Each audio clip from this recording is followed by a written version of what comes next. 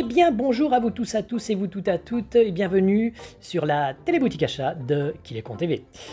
Aujourd'hui notre partenaire Clean & Geek nous a fait parvenir une dashcam Full HD double objectif qui filme même la nuit. Donc qu'est-ce que c'est qu'une dashcam ou une caméra de bord ou de tableau de bord plutôt?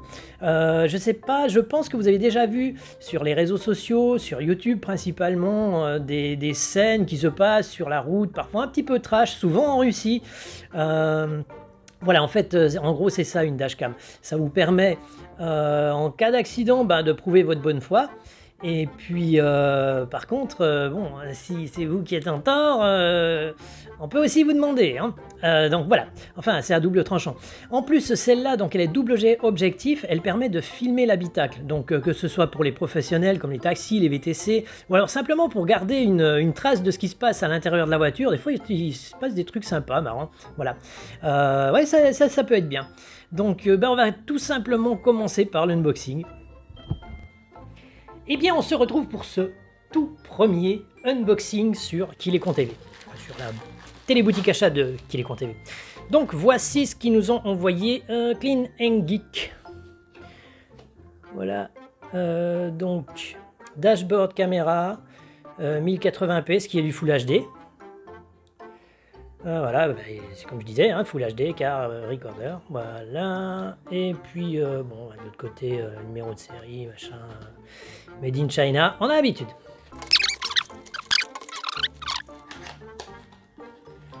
Là, en fait, le petit, c'est la caméra. Super. Voilà. Voilà la bête.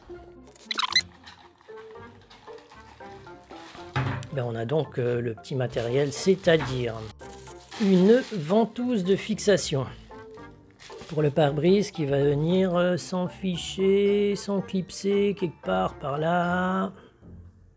Ouais, c'est ça. Visiblement, en câble de charge, on n'a que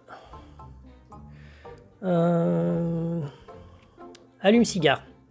Voilà, allume-cigare et le connecteur, c'est un USB mini. C'est pas micro USB, c'est pas USB-C, forcément pas Lightning, c'est USB mini.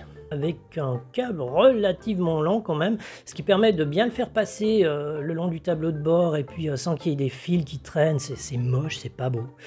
Voilà. En gros, comme se présente le kit.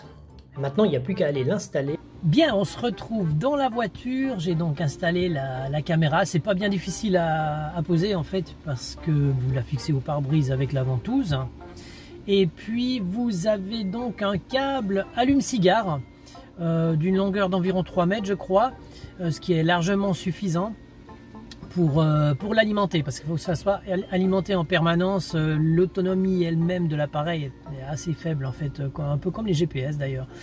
Donc oui, 3 mètres, ça permet de faire passer un petit peu le câble de façon à ce qu'on n'ait pas des trucs qui pendent et puis que ça reste agréable à voir, enfin agréable, voilà, discret et beau quoi. Voilà. Sinon, il y a une deuxième possibilité pour installer cette caméra.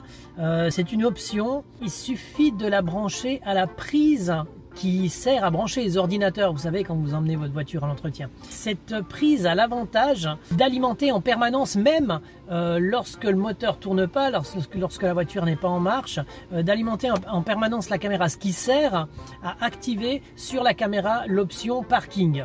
L'option parking, c'est si quelqu'un vous rentre dedans, devant ou derrière, que vous n'êtes pas dans la voiture, vous allez retrouver votre voiture un petit peu abîmée.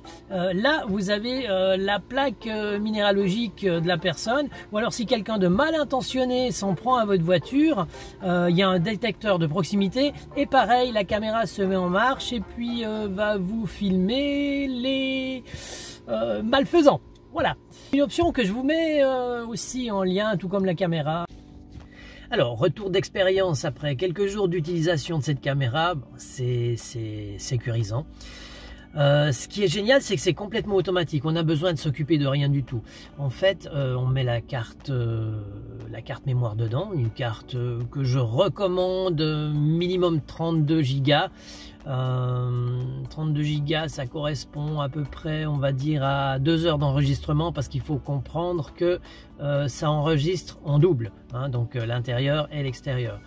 On peut bien sûr mettre une 64 Go pour avoir un enregistrement plus lent.